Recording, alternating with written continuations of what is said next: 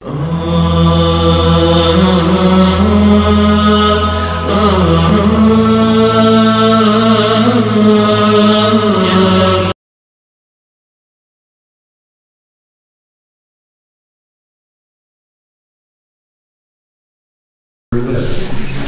our first issue was trying to build a commitment that we are generally want to see your community grow and do well and protect you.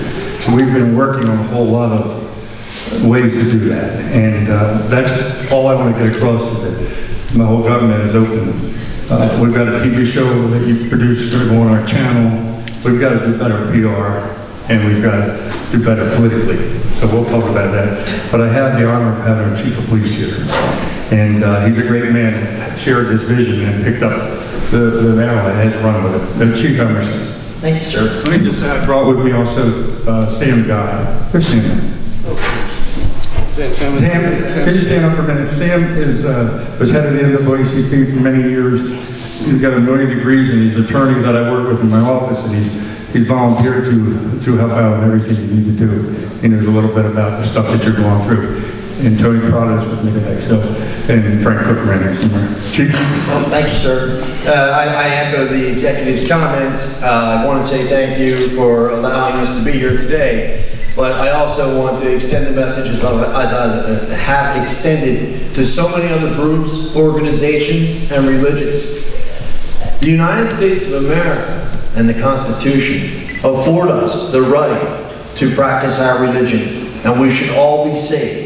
I have a very difficult task in keeping so many people safe across such a large county. About 550,000 constituents that I have to watch over, with about 350 police officers. So it's a very difficult task. This agency handled 400,000 911 calls last year, but we take each call seriously. So my message is we all have to respect the Constitution. We may not always agree on what religion someone wants to be a part of, but we have to respect it.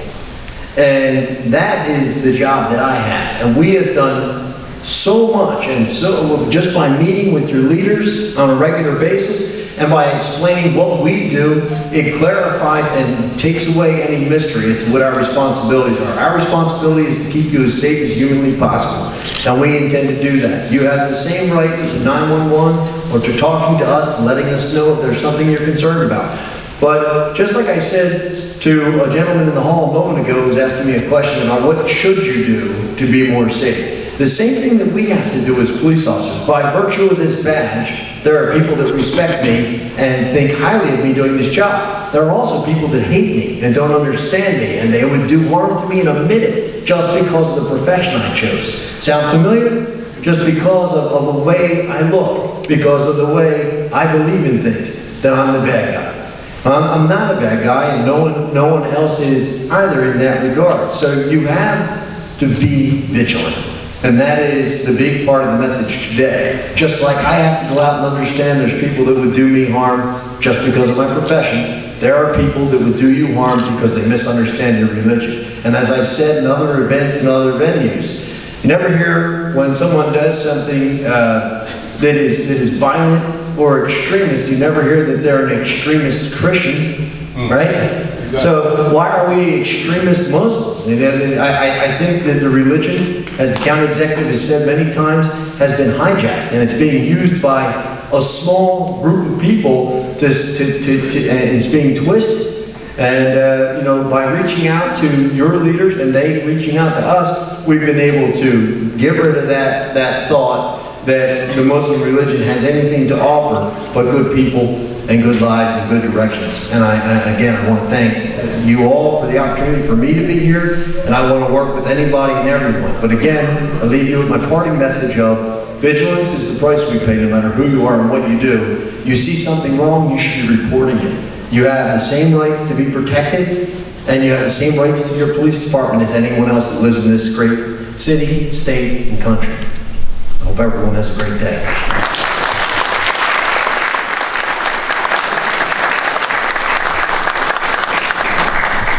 Thank you very much, Executive and Chief Savvy. We know that we have limited time and people may have some pressure to go back. So if somebody wants to leave, that's fine. But at the same time, we also want to give an opportunity to the people. If they have any questions, please feel free to ask those questions while we have our most important guests here. And they can definitely try to provide you with more information if you need. So we are going to just wait for a few minutes so that if whoever wants to leave and they have to go back to job or their workplace, they can. But if some people wants to stay for a few more minutes and if they have any questions, we can go through that.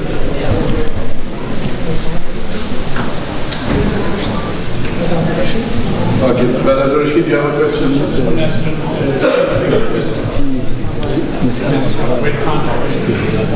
You know what? I don't have my cards on me. I should have thought of that. I apologize, but my number at headquarters is 395-8010.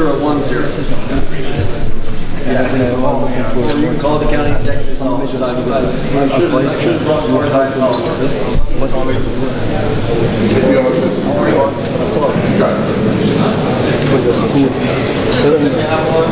Yeah, brother. I can send it from about half. I can't. The microphone.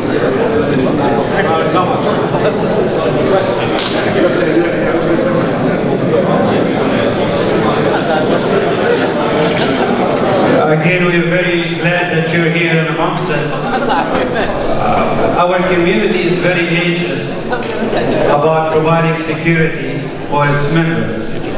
We've been through many discussions here lately as to what is the best approach to do that.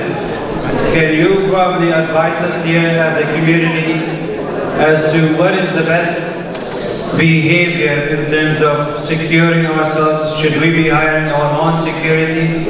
Would you be of any assistance to providing us with paid for security if necessary, private security agencies, anything of this kind, so that we take care of ourselves as well? The school and the community. Thank you for that question, and my recommendation would be the same as I was talking to any group. When you have an organization, the recommendation is for a security review.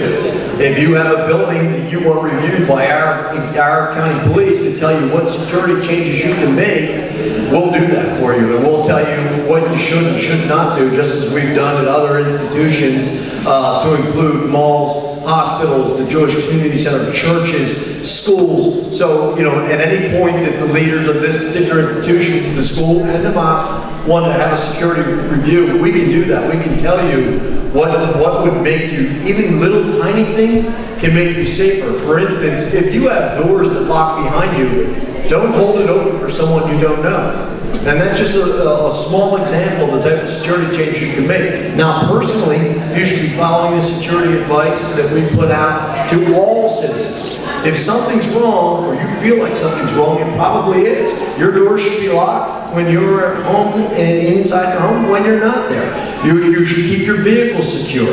You should, if you see something that you feel compelled to report it. That's the business we're in. Some people feel like they're being a nuisance when they call 911.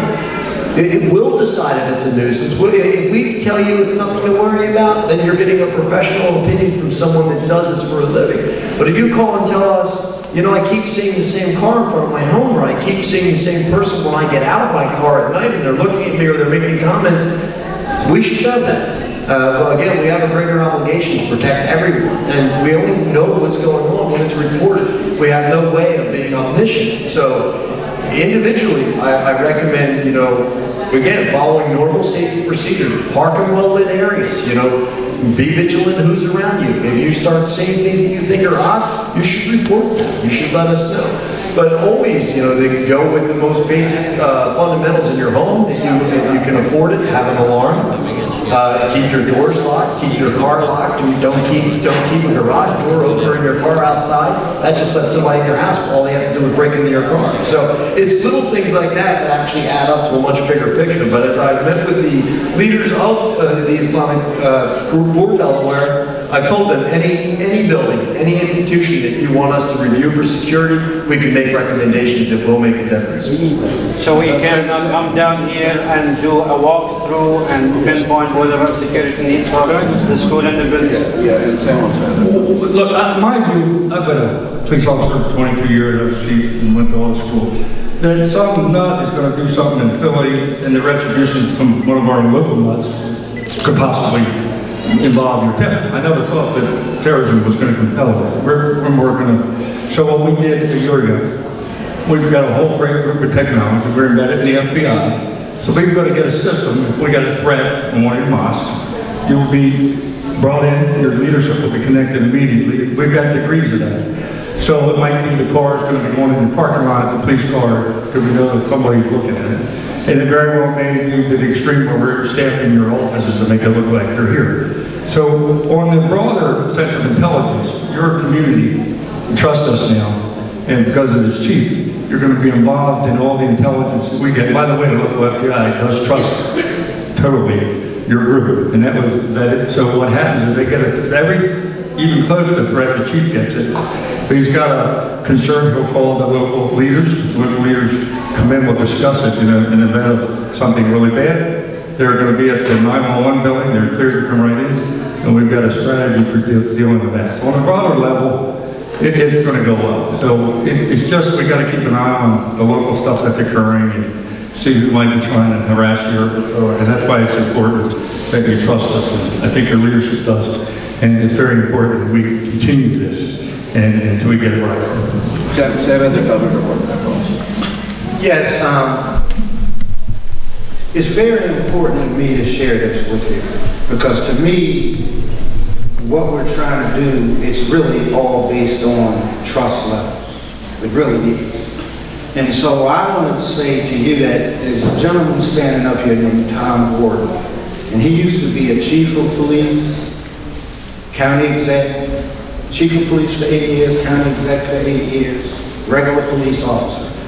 Back in the late 80s and early 90s, I was an attorney with the NAACP here in Delaware, and I was the state president, and I was the chairman for the whole Northeast region.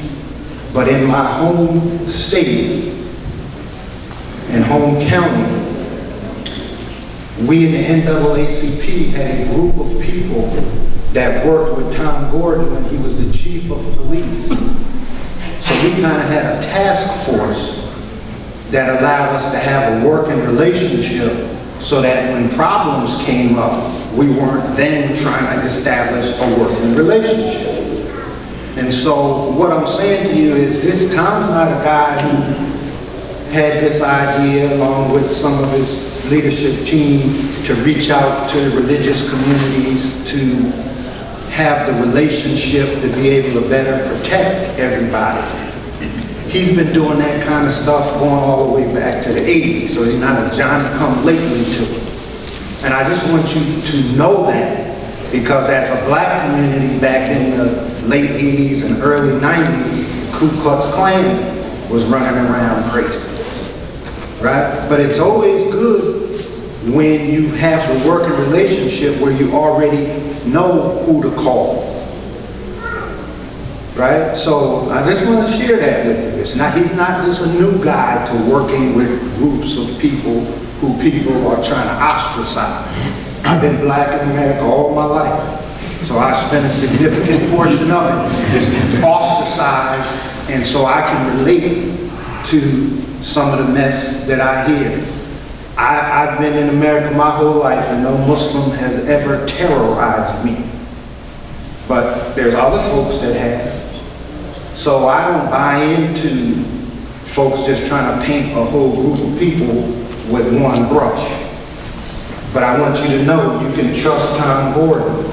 And because he was a former chief, he's not your typical politician.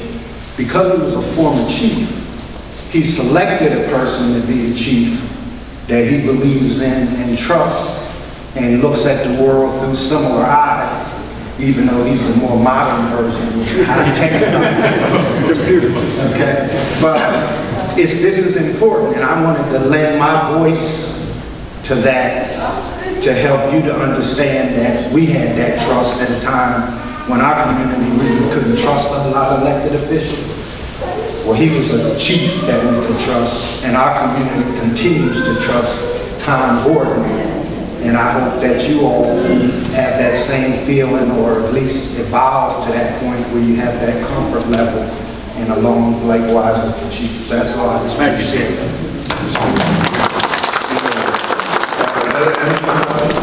Thank you very much for coming over. I have a simple question. Is it part of the normal police training to have some of the Islamic tradition when you, for example, in an emergency, you go to a Muslim household, there are specific traditions, and a lot of them are specific to a female. So I'm not sure if that's part of the regular training to the police department? Yes, it is. We have to do that because so many cultures live in Newcastle County. I mean, there were years ago when I came on the police department, we used to struggle with the Hispanic culture because they had certain, just the type of thing you're talking about, they had certain beliefs, they had certain rules that they followed that we were just unaware of. So actually back when Tom was the chief, when I came, I'm dating myself, how old I really am, but when I came on, they started special training in the academy so that we could understand the varying cultures, and part of that is to understanding both Islam, Muslim. We bring in mental health officials, we bring in people that actually have mental health deficiencies so that they can talk to us and we can talk to them. It gives us a greater understanding that yes, that is part of the training that we go through, and that's why our academy is so long. It's not all about how do you drive it, how do you shoot, how do you fight. It's a very, very broad, probably the most advanced academy that I know of as far as how do you deal with people. And once we learn how to deal with certain groups, we noticed that when we responded to their homes, a lot less trouble. Like, for instance, a Hispanic male does not want to be put in handcuffs in front of his family.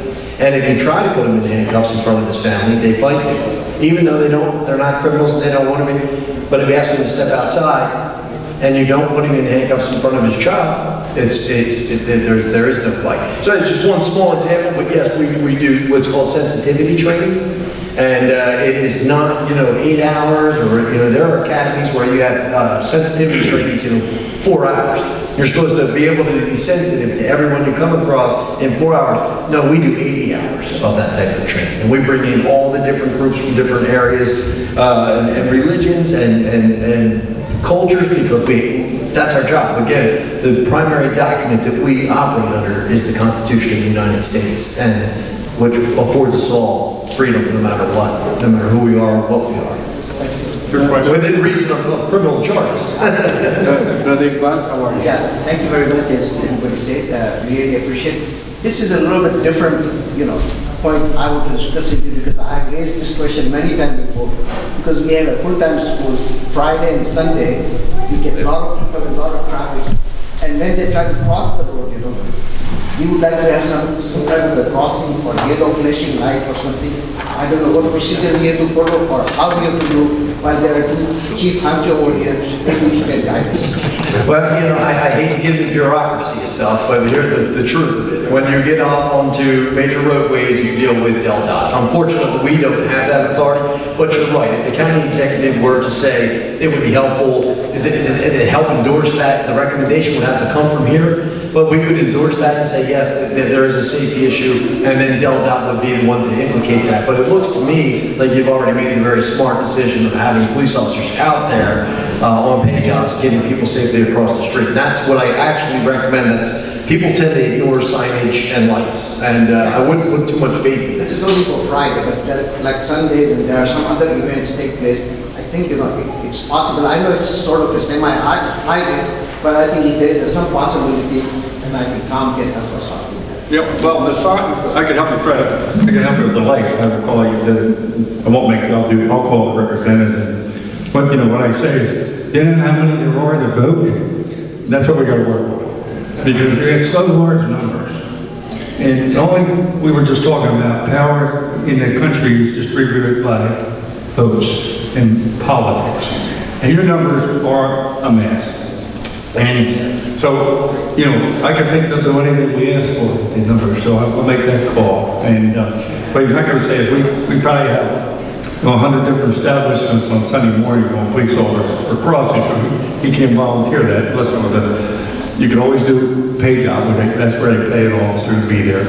Because we do it for you, we'll be doing it for St. Anthony, and, you know, but we'll continue to work and get it right. I think a blinking light is something that we can try to get the rep to do. That will help. Yes. And we have looked into that before, very well, as you know, and then we can definitely, you know, revisit that and see that if now we have the possibility of having that light. Thank you very much for your question. Yeah, first I want to thank to you, reach out to our community, and very good information you give it to us. But my recommendation is in everywhere, every community has a maintenance corporation or some kind of, you know, organization in the community, and they have a chairperson, you know, president, secretary, whatever it is. Those people should be involved to be, you know, like, you know, if anything you see, and you should be, you know, very alert to what's going on or not going on. So, and they should reach out all the community members, not only the Muslims or the, you know, Christians or whoever, and they should be, you know, aware about these things, what's going on. If they see anything wrong going in the community, they should report to you all. But we do that now. We go about civics and maintenance associations. Yeah. That is what we do. We're a community police department by definition, because the county police deals with all the neighborhoods. The Delaware State Police, they deal with all the major roadways. So we have to reach out to civic associations, we have to reach out to the churches, we have to reach out to the schools. We have, I would absolutely bore you if I told you all the programs that we run, because the more we communicate with the people that we police, the better the community is, the better we are educated on how to take care of them. And so we pride ourselves on the fact that we began community policing, again, back when the executive was the chief of police, no one knew what community policing was. In Delaware, he was the first person to say that we have to be a part of the community. We can't just go walking around saying our power, you know, comes from this badge. Our power flows from the people that we serve. We should serve them well. okay, thank you. Yes, go ahead. Police Chief, what would you say are some of the major concerns or major issues for the Islamic community? The people that confuse terrorists with the Muslim religion. It is, you know, an honest answer, you have to be more careful because of your religion. I find it very unfortunate, but I think there are people out there, which we saw defined very clearly after 9/11, where they felt, you know, they were under attack, and they thought that the people that attacked the country were Muslims, so they just went to where they knew someone, and they made you know, they're so ignorant of their surroundings and of religion and of how people look that they were attacking Indians because they wear a particular religious head guard, and people were killed. And so, you know, again, I go back to the beginning of this conversation. Vigilance is important. When there is like last night, a police officer was shot in Philadelphia. And of course, the first thing out is that the man that did the shooting is a Muslim extremist, or whatever they've said so far. That's what, you know, comes through the channels. And then when someone's watching that on TV, the media loves to say those two things together. The media, they sell papers, they sell airtime. That's what they do. It's just like when there's a police shooting. You know, they over-focus on, you know, they take a picture of the person that you shot. The picture that they put up is 10 years old. And so they're showing a 10-year-old, but we really shot a 20-year-old who was 6'6", 250 pounds, and was throwing police around like rag dolls. You know, so, but honestly, to answer your question, every time, and even when there's not a national event, whenever there's any type of national or international event, and someone makes a comment, oh, he's a Muslim extremist, you have to be careful. You have to be vigilant. If someone is angry enough and ignorant enough, not understanding your religion, not understanding your culture, not understanding how we coexist with one another, and they act out, they can target anyone. And of course they can do that anywhere, anytime, anyway, but I recommend to everyone that you should be a little bit more careful with your family and with your personal security. You should be vigilant. And that's the price that we pay, is vigilance. Sam has a comment about that also. Yeah, it's related, but one thing I want you to really think about, I do not encourage any person to give up who you are to participate in America's society. What the haters do is they want to force you into not reaching out and not participating. They want to put you in a box. Okay, keep you in a box. You don't come out, you don't go to your civic association meetings, you don't go to the political meetings in your neighborhood for your state rep district or your senate district. They want to keep you from participating, because once you participate, if he and I are sitting next to each other every 2 months for a year at the civic association meeting, after a while, all of the lies they told me about him and all the lies they told you about me, we realize that folks been lying. So everybody's an ambassador. That's what they used to do with black folks. It was lawful segregation so that the folks never had an opportunity to meet each other and realize everybody's a person. So don't give up. I'm not the guy saying give up who you are. Hold on fully to who you are, but participate in all components of American society, and that's what will kill all of that ism stuff. They used to say black people had tails until kids went to school together and took showers and like, hey, he doesn't have a tail.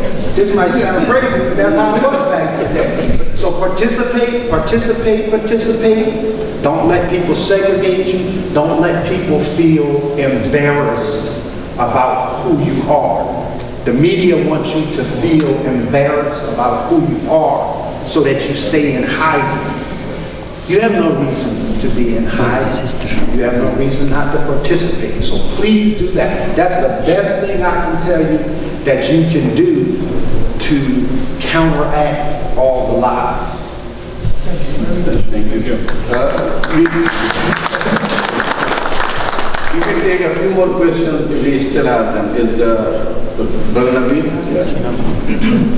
Thank you very much, Sam, for your insight. Our problem is not just external. Our problem is also internal. You know, when we get up and stand up and we want to involve the community, you know, a lot of times the resistance comes from within. We even have people who say the best thing for us to do as a community is not to do anything. And this will all dissipate all by itself. Just stay in your corners, stay in your boxes, don't do anything. So what do we do with that? That's the beauty of America. There's what I say, and there's the folks who want to stay in the box. And in America, everybody has a right to choose what they can do. So here's what I tell you. The folks that go out and participate, once that critical mass is hit, the folks who are in hiding, they will now come out of hiding because the other folks did the hard work. So don't fight within. Just everybody's American, freedom, do what they want to do. But those of you who don't feel the need to be in a box, the best thing you can do is get out the box. Do we have any other questions? Just a comment. So you know, yeah, please. Thank you again for all of you. It's always nice to meet you. And just to follow up on what was said, I would say fight, meaning fight within, which is actually jihad. That we as leaders need to encourage everyone and spread this message that we have been hearing. It's a message of peace and tranquility and protection. And we need to keep telling everyone that we run into how we need to increase our trust and work together. Thank you. Okay, so seeing no more questions, seeing no more questions, let me, you have. One of the things we plan to do as a community is to host an open house later this month or early next month and invite people from other faiths to come and learn about our religion and what it truly stands for and what it does not stand for. Do you think we should go ahead with this event? I do, and I think you just answered your question. What you're already doing, it's already, it's creating some trust. It helps for folks to realize that law enforcement and politicians are not your enemy, and we support everyone's freedom. So that starts building trust. And then when you talk to us, and I've had many conversations at the other event from folks that just simply wanted to explain how their religion was stolen away from them and used in these world events, where everything's Muslim this and Muslim that. And it's fascinating. The more I learn, the more I trust, and vice versa. I think outreach is important. I know sometimes it's scary, and there's that infighting that was mentioned where you think it's easier to hide. But I agree with Sam. I agree with you. I think your message is a powerful message, and you're a good people, and I think you have every right to say, here we are, we want to coexist. I think one of the biggest problems is, if you get a Muslim doctor, every American will go to you, and they're all technicians. But when they go home, they're not on any of the boards, they don't get involved in politics. And in America, again, we have to teach. Your numbers are strong and large, but we don't participate in the level of civics. So I bring the civics in here, and we're going to work on this. The committees that we have in the county government, boards that we have, you have to volunteer. And the more people learn, because look, I was raised Catholic, you got the nuns, they look goofy to you. They got the white things in their hands. But that's okay, they don't look goofy to the Catholics, if that's the norm. The Pope and all this, they all wear headgear. Nobody makes fun of that. But no one knows what your community is made of, and the rich culture that you have, because you don't participate. What they see is on TV, and Donald Trump is not helping anything. But we're going to work on that with your leadership. And Sam is we've got to get everybody out of the shadows and say, these are great people. And by the way, we never arrested any of their kids. They're doing something right here. We've got to learn from what is it that we're losing in this county. What is it that they have in their culture that we could extract to the masses of Newcastle County, all 600,000 of us. And that's how we got to go. To say that you can continue and nobody knows what this building is. The Indian temple up in Hillcrest, everybody thinks they're killing chickens in the backyard and you're scared to death of them. They got the same problem. If they attack a Muslim temple, they don't tell which is Indian, which is Muslim. But they suffer from the same problem. They're all doctors, and you don't mind going to them when you need a doctor, but you're scared to death there next door because nobody rides past and sees this big thing from overseas and strange-looking building. But the people that made it came from India, and they bought the most serious architects. And inside it's beautiful, and so are many of your mosques. So I do think we have a local TV channel, the only one to go statewide. We have another one on Comcast that does 450,000. And we're going to put our first show up that you produced, and we're going to continue to do our part. We're going to continue to talk about the power of politics and voting. And you got to do that. We got to get across to the elders that that's how money and power is distributed. Tom, I want to especially thank you for opening up that studio for the Muslim community. The other day we reported 5 programs that have been produced, and we are in the process of sending those to the We're going to get them up. We're going to play them. From Joshua Lee. Yes, Josh. Yeah, I thank Tony Prado, who worked with that. He said to me, when he came here, they told us about our equipment. This guy knew everything. And see, I think your group is so talented, so educated, but you're so secret. And it's because you're afraid to come out. Because we got a lot of crazy people out here. Somebody said, one of you guys told me, well, somebody was following me. We're in America. I went to China recently, and they wanted to do a 200 exchange program. They have no crime in China. And I thought, oh boy, first time one of these kids get in there watching somebody get stabbed somewhere, they're going to go back to China, and mom's going to come back and take it. America's a complex society. But you got to participate more, because we can sell this real easy. But we just got to get across to everyone, this is not. And I really hate what Trump is doing, and some others are feeling to the radical. And we've got to work harder now to change that image. But we've got a good product to sell. And we got to talk to the elders and say, maybe we should just keep it to ourselves. Now you're too big now. It's only going to cause a problem. It's too many. We got to go out and say, by the way, we're going to too. So how many buses are going to give us for our school? And we're going to work. Thank you very much for being here. Oh yeah, I just want to say thank you, gentlemen, for coming out here. I was just curious, will the county be putting out a press release documenting this dialogue? The last time we were together, I'm not certainly not opposed to it. The last time we were together, what was that event called? Yeah, there was the event which we had from the Delaware. I think that's the event I'm referring to. For this dialogue which we had, basically we just wanted to have the opportunity of having the executive and the police chief come and talk to the community, assuring them about the commitment for the safety and security. And I would trust the rest of the community with my own address, so I wouldn't want that. We're going to have to put it in a summary on our Facebook page. Let me mention that.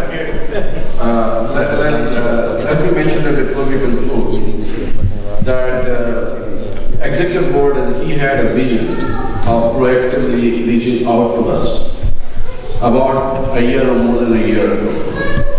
And we started this process of getting together because he had a vision. He knew that there is a need for putting some measures in to ensure or enhance security and safety of our community as well as other minorities.